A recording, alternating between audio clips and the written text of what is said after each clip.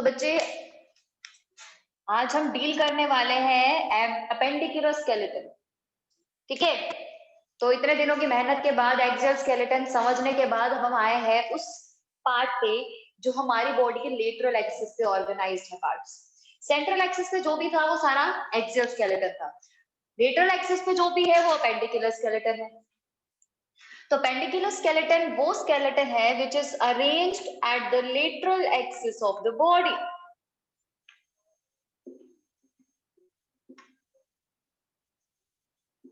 Lateral axis of body, या फिर आप कह सकते हो पेरिफेरल ज्यादा है, बेटर टर्म है, पेरिफेरल एक्सिस ऑफ बॉडी।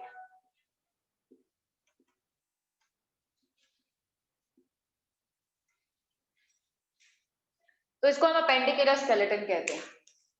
कहने को तो अभी अपेंडिकुलर स्केलेटन में बहुत कम पार्ट्स आएंगे, लेकिन बच्चे इसमें नंबर ऑफ बोन्स ज्यादा है। ठीक है, नंबर ऑफ बोन्स ज्यादा है बच्चे। अब नंबर ऑफ बोन्स हमारे पास टोटल एक्सियल स्केलेटन में कितनी थी?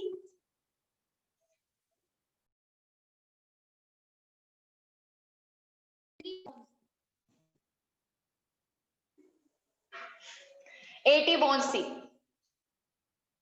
126 अपेंडिकुलर स्केलेटन में। ठीक है, डाइवर्सिटी और वाइड वैरायटी ऑफ बोन्स आपको मिलेंगी हमारे पास एक्सियल स्केलेटन में, लेकिन नंबर ऑफ बोन्स जो है हमारे पास अपेंडिकुलर स्केलेटन में ज्यादा है। ठीक है, अब बच्चे अपेंडिकुलर स्केलेटन में हमारे पास दो पर्टिकुलर कंपोनेंट्स हैं जिसपे अंदर हमें स्टडी करना है। एक है हमारे पास गर्डल्स, ठीक है, दूसरा आ गया हमारे पास लिम्स। गर्डल्स एंड लिम्स, ठीक है। तो हमारे पास गर्डल्स टोटल है 6 और लिम्स हमारे पास है टोटल 120। आप कह सकते हो 30 इंटू 4। ठीक है, तो 120 लिम्स में है हमारे पास बोन्स और 6 गर्डल्स में रहता है हमारे लिम्स में, यानी कि हमारे फोर लिम्ब और हाइंड लिम्ब में सबसे ज्यादा बोन्स है। ठीक है, फंक्शन में तो उतना ही एडवांस है बेटा, है ना, होल्डिंग, वॉकिंग, जंपिंग, रनिंग, ये सारी चीजें हमारे पास लिम्स करते हैं, तो वैसा ही अरेंजमेंट चाहिए बोन्स का। हम एक स्टिफ और फ्यूज्ड अरेंजमेंट नहीं रख सकते थे बॉडी। तो बच्चे सबसे पहले हम गर्डल्स की बात करेंगे, वो गर्डल्स, वो पार्ट्स जिनसे हमारे लिम्स अटैच्ड होते हैं। गर्डल्स, एक शोल्डर गर्डल है, एक पेल्विक गर्डल है। शोल्डर गर्डल को, यानी कि जो हमारा शोल्डर रीजन है वो एक गर्डल है, उसको पेक्टोरल गर्डल कहते हैं। और नीचे जहां से हाइंड लिम्स जुड़े हुए हैं, जो हमारी लोअर बैक के नीचे रहता है स्लाइटली पेल्विक रीजन का पार्ट, तो बच्चे वो हमारे पास पेल्विक गर्डल है। ठीक है, तो गर्डल में हमारे पास पेक्टोरल गर्डल, पेक्टोरल गर्डल में हमारे पास 4 बोन्स है, और दूसरा है पेल्विक गर्डल,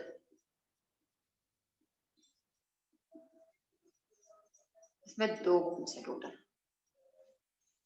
ठीक है, तो इसे अरेंज करते हैं, इसे बनाते हैं एक गर्डल्स का डायग्राम।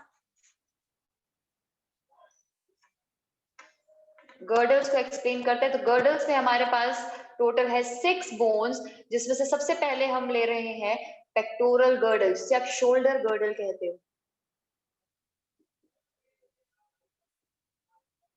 टोटल 4 बोन्स है ना इसमें। ठीक है, तो बच्चे pectoral girdle is composed of 2 bones, 2 types of bones.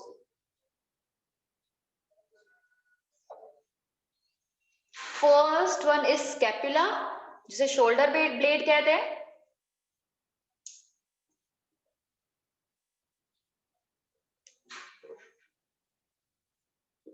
और दूसरा हमारे पास है क्लेविकल, जिसे आप कॉलर बोन कहते हो।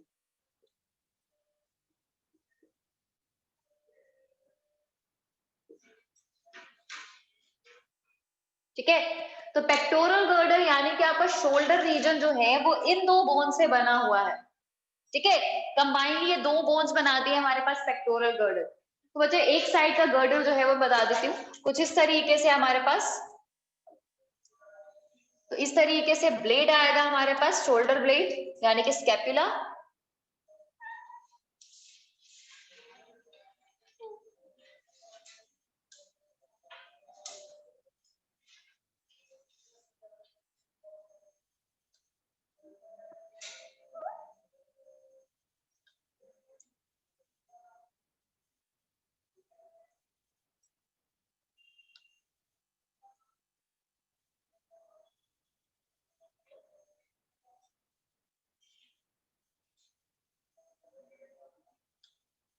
ये हमारे पास स्ट्रक्चर है शोल्डर ब्लेड का। तो थोड़ा सा रिफाइन कर देते हैं।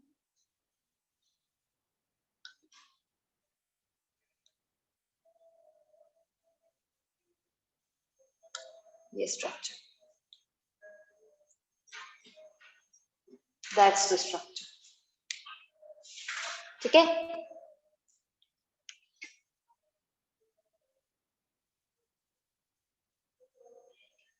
अब बच्चे इसी के क्या क्या पार्ट्स हैं उसे मैं मेंशन करूंगी। अब बिल्कुल शोल्डर के बैक में एक ट्रायंगुलर सी बोन एनालाइज कर सकते हो बैक में। ठीक है, आपकी बैक पे होगी यहाँ। ठीक है, तो बच्चे बैक पे उसे शोल्डर ब्लेड कहा जाता है। ये है शोल्डर ब्लेड।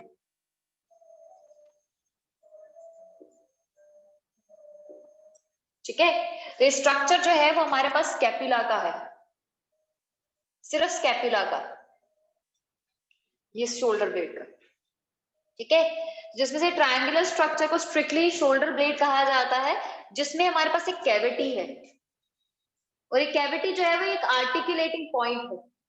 इस कैविटी को कहा जाता है ग्लिनॉइड कैविटी। क्या कहा जाता है? Glenoid cavity.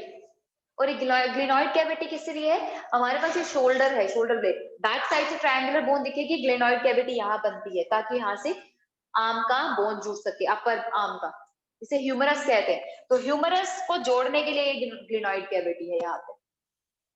ठीक है, तो glenoid cavity is a cavity for association और articulation of upper forearm bone. ठीक है, इस अपर फोर आर्म बोन को ह्यूमरस कहते हैं। तो ग्लिनॉइड कैविटी ह्यूमरस के साथ आर्टिकुलेट करती है। ठीक है, तो शोल्डर में हमारे पास ये पोर्शन जो है ये स्लाइटली बैक साइड होगा।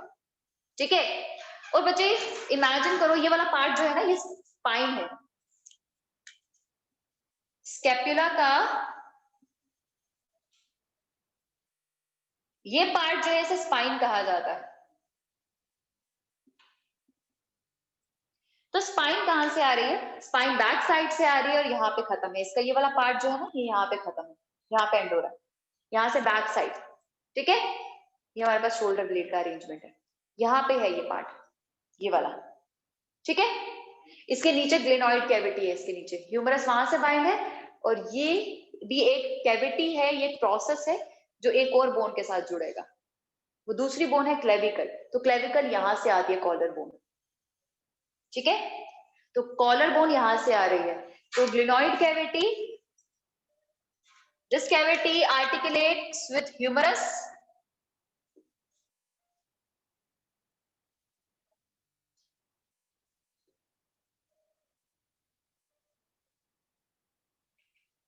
ठीक है, and this is acromion process.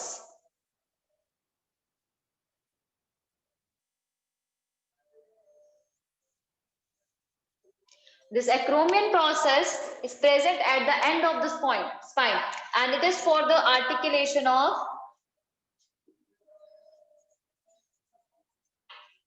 of clavicle, यानी कि कॉलर बोन। ठीक है, ये कॉलर बोन हमारे फ्रंट में यहाँ पे ये बोन। ठीक है, तो ये कॉलर बोन जो है बच्चे यहाँ पे, ये वाली जो बोन आपको यहाँ पे विजिबल होती है कॉलर बोन है। इसका कॉलर बोन का एक एंड यहाँ पे होगा और दूसरा क्लेविकल का एंड कहाँ पे होगा? दूसरा पॉइंट कहाँ से आर्टिकुलेट होगा क्लेविकल का? हमारे स्टर्नम के साथ। स्टर्नम के ऊपर याद है, ये स्टर्नम बनाया था हमने, स्टर्नम, ये मैन्यूब्रियम, ये साइफॉइड प्रोसेस। हमने कहा नहीं था कि यहाँ पे सबसे ऊपर वाले पॉइंट जो है आर्टिकुलेटिंग पॉइंट है क्लेविकल के लिए। तो स्टर्नम यानी कि यहाँ पे चेस्ट बोन है हमारे पास, चेस्ट बोन के साथ दूसरा एंड रहेगा और एक एंड एक्रोमियन प्रोसेस के साथ जुड़ेगा, जो कि हमारे पास स्कैपुला का पार्ट है। ठीक है, तो हमारे पास एक्रोमियन प्रोसेस हुआ, ग्लिनॉइड कैविटी हुई, यह है coracoid process. This coracoid process is for binding of shoulder muscles. shoulder muscles की बाइंडिंग के लिए है। बच्चे आपको यही पॉइंट्स जो है वो थ्योरी में लिखने हैं। ठीक है, तो बच्चे स्कैपुला कंसिस्ट और made up of a triangular bone which has spine which ends on acromion process for articulation of clavicle, articulation यानी कि meeting of clavicle bone, और दूसरा this triangular bone has a cavity called as glenoid cavity which articulates with forearm bone यानी कि humerus, और तीसरा इसके case में हमारे पास जो क्लेविकल होगा यानी कि जो सेकेंड बोन है हमारे पास, ये इसे कहा जाता है कॉलर बोन। तो क्लेविकल जो है इसका one and, it's a collarbone, its one end articulates with acromion process and other with sternum। तो other end जो है वो sternum के साथ जुड़ेगा। तो इस तरीके से हमारे पास ये चार बोन्स होती है, दो एक साइड यानी कि एक स्कैपुला एक क्लेविकल एक साइड, और दूसरी साइड एक स्कैपुला और दूसरा क्लेविकल। तो इस तरीके से हमारे पास चार चार बोन हो जाती है, दो स्कैपुला होंगे और दो क्लेविकल टोटल। तो ये हमारे पास रहेगा पेक्टोरल गर्डल जिससे बाइंड करता है हमारे फोर आर्म। तो जब नेक्स्ट पेल्विक गर्डल, ठीक है, जैसे पेक्टोरल गर्डल के साथ हमारे पास फोर लिम्स जुड़ी हुई थी, फोर लिम्स अटैच्ड है, वैसे पेक्टोरल गर्डल के साथ हाइंड लिम्स अटैच्ड होती है। ठीक है, तो बच्चे पेल्विक गर्डल में हमारे पास दो टोटल बोन्स होती है जिन्हें कॉक्सल बोन्स कहा जाता है। क्या कहा जाता है? Coxal bones. ठीक है, तो बच्चे pelvic girdle is made up of two coxal bones जिसमें तीन रीजन्स होंगे हमारे पास, तीन रीजन्स है, तीन बोन्स नहीं है। तो it is made up of two coxal bones. मैं एक डायग्राम बनाने जा रही हूं, उस डायग्राम से आप ऑलरेडी फेमिलियर हो, ठीक है, उसको मैं ऑलरेडी बता चुकी हूँ। तो बच्चे पेल्विक गर्डल में हमारे पास ये बोन है, ये एक बोन है जिसके साथ आर्टिकुलेशन होना है एक्चुअली।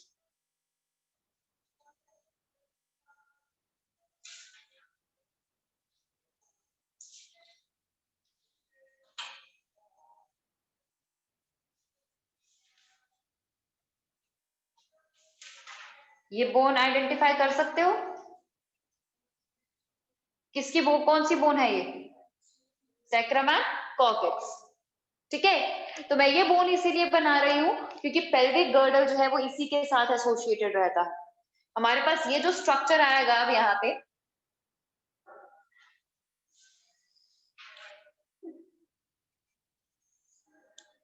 यहाँ पे ये स्ट्रक्चर है,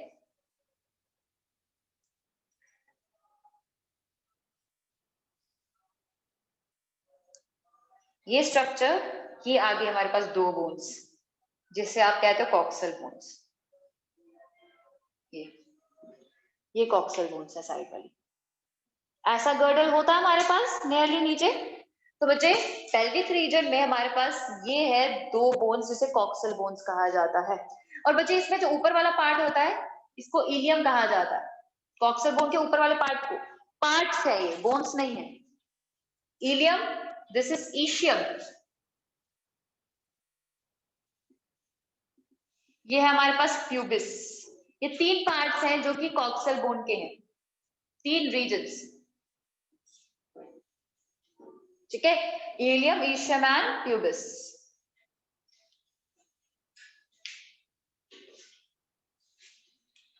अब बचे ये 3 रीजन्स 2 कॉक्सल बोन के हैं, और इसमें हमारे पास अल्टीमेटली इस रीजन में जाके, प्यूबिस रीजन में जाके कार्टिलेजिनस पार्ट आ जाता है यहाँ पे, और इस पार्ट के बारे में हम पहले से पढ़ चुके हैं।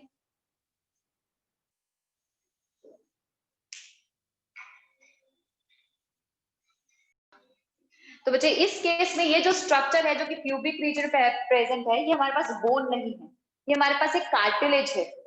ये कार्टिलेज है, इसे कहा जाता है प्यूबिक सिम्फिसिस। प्यूबिक सिम्फिसिस कहा जाता है, ठीक है। तो बच्चे ये pubic symphysis white fibrous cartilage से बना हुआ है, और बच्चे इसके पीछे हमारे पास एक पूरी कॉक्सल बोन होगी इस तरीके से, और वहां पे कार्टिलेज होगा जो कि प्यूबिक रीजन में हमारे पेल्विक पैसेज को सराउंड कर रहा है, ठीक है।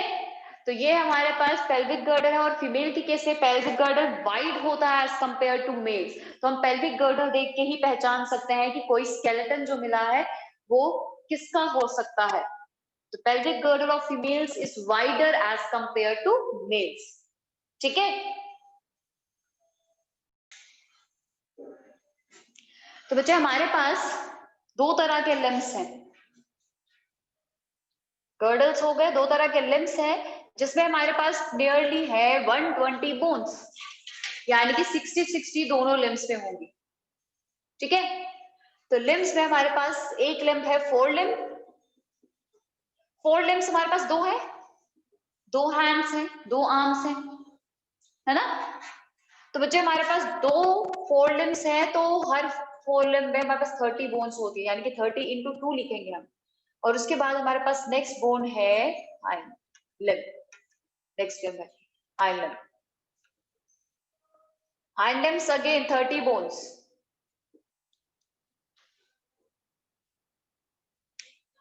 ठीक है। अब बच्चे 4 लिम्स के बारे में बात करते हैं कि 4 लिम्स में कौन कौन सी बोन्स रहेंगी। तो बच्चे सबसे पहले हमारे पास 4 लिम्ब में बोन है humerus, which articulates with glenoid cavity, एक सिंगल बोन है। उसके बाद लोअर रीजन में रेडियस एंड अल्ना, इस रीजन में रेडियस और अल्ना है, 2 बोन्स है। हम जब जॉइंट्स करेंगे तो इनके अरेंजमेंट की भी बात करनी है हमने, वहां पे कैसा जॉइंट बन रहा है, किस तरीके से बन रहा है, छोटी बड़ी बोन इन दोनों में से कौन सी है वो सब। तो रेडियस एंड अल्ना इस रीजन में, ये ह्यूमरस है, ये रेडियस और अल्ना है।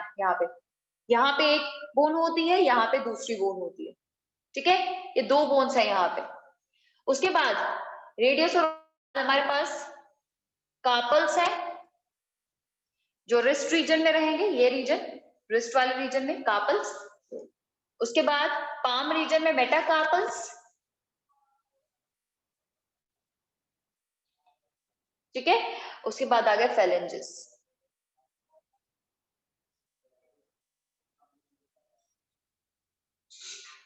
ठीक है।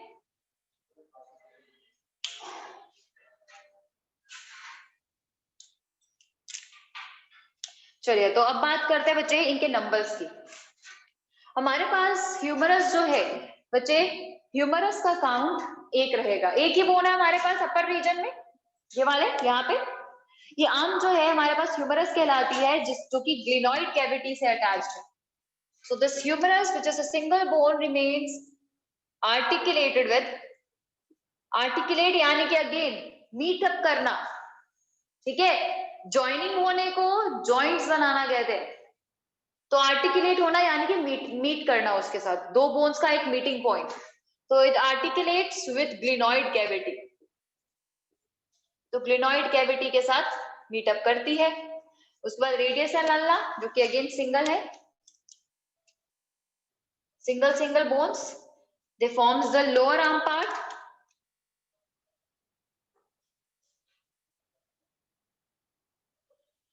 तो बच्चे मैं जॉइंट एस्पेक्ट से, जॉइंट्स अरेंजमेंट के बेसिस पे कुछ भी नहीं कर रही, ठीक है, क्योंकि हमें वो आगे जॉइंट्स पढ़ने हैं, वहां पे हम अरेंजमेंट की बात करेंगे कि कौन कौन से अरेंजमेंट है। पहले आप सिर्फ एक सीक्वेंस और लोकेशन याद कर लो। कार्पल्स हमारे पास नियरली 8 कार्पल्स होते हैं और ये कार्पल्स जो है वो रिस्ट रीजन में है।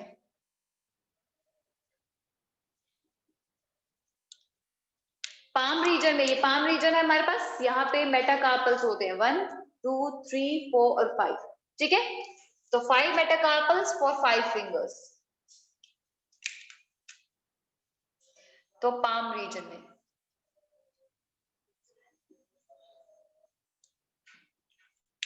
अब बचे फेलेंजेस। फेलेंजेस जो है वो जो फिंगर रीजन में होते हैं। आपकी फिंगर्स बेंड कर पाती है प्रॉपर्ली, ठीक है। तो मतलब यहाँ पे हमारे पास एक सिंगल बोन नहीं होगी, जॉइंट्स है, डिफरेंट बोन्स है बच्चे। इसमें आगे हमारे पास 14 फेलेंजेस, 3 हर फिंगर में, 2 रिस्ट, 2 थंब, ठीक है। तो बच्चे फिंगर्स एंड थंब, तो 3 in each finger and 2 in case of thumb. तो humerus, radius ulna, carpals, metacarpals and phalanges, ठीक है। तो ये हमारे पास 4 लिम्स है जो कि बॉडी में प्रेजेंट रहते हैं। 4 लिम्ब है जिसके केस में ये पर्टिकुलर बोन्स रहती है, ठीक है।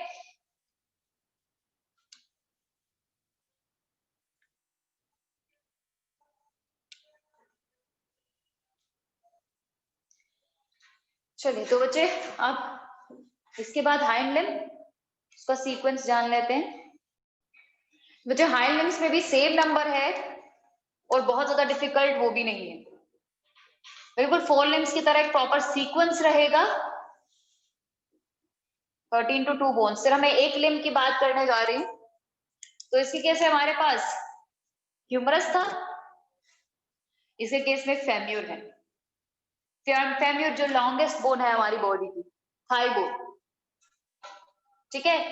तो उसके बाद हमारे पास जैसे लोअर आर्म में 2 बोन्स होती है, वैसे लोअर लेग में भी 2 बोन्स होती है नी के नीचे, ठीक है। तो वो है हमारे पास फिबुला, फिबुला एंड टिबिया, ये 2 बोन्स। पर बच्चे एक एडिशनल बोन है जो कि फोरलिम्ब में नहीं होती है हमारे पास। हमारे पास wrist, ankle, sorry elbow region में कोई भी एक्स्ट्रा बोन नहीं होती, लेकिन नी रीजन में एक और बोन होती है जिसे पैटिला कहा जाता है। कोई पतीला याद नहीं करेंगे, पैटिला, ठीक है। तो बच्चे पैटिला के बाद हमारे पास नीचे फिबुला और टिबिया है और उसके नीचे हमारे पास टार्सल्स हैं, ठीक है। एंकल रीजन में टार्सल्स है, ठीक है। सोल रीजन में और फुट रीजन में हमारे पास मेटाटार्सल्स, जैसे पाम रीजन में मेटाकार्पल्स है वैसे इसमें मेटाटार्सल्स है। और लास्ट में फेलेंजेस, सेम अरेंजमेंट सारे फिंगर्स में, सारी टो फिंगर्स में हमारे पास 3 फेलेंजेस होंगे और बाकी सबसे बड़ी फुट फिंगर में हमारे पास 2 फेलेंजेस होंगे, ठीक है। जैसे थंब में 2 फेलेंजेस है। तो बच्चे हमारे पास क्या नंबर रहा? फेम्यूर, फिबुला, टिबिया, पैटिला, सिंगल सिंगल है। तो मतलब हमारे पास यहाँ पे भी 60 बोन्स, यहाँ पे भी 60 बोन्स। तो पैटिला क्या एक्स्ट्रा आ गया तो कहीं से एक कम करनी पड़ेगी। तो टार्सल्स में हमारे पास यहाँ पे कार्पल्स में 8 बोन है, यहाँ पे 7 होती है, यहाँ पे 5 बोन होगी, 14 फेलेंजेस रहेंगी। सिर्फ यहाँ पे कार्पल्स पे 8 थी, यहाँ पे टार्सल्स पे 7 हो गई, पैटिला एक एक्स्ट्रा आ गया। तो ये याद रखिए, ठीक है। तो फेम्यूर, थाई बोन,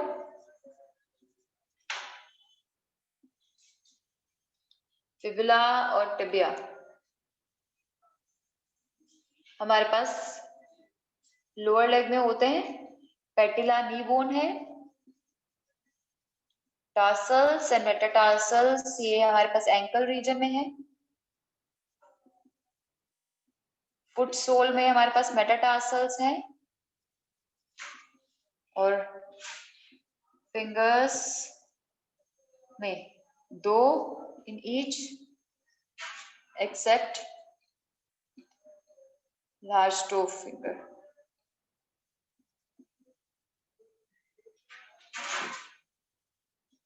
That is 2.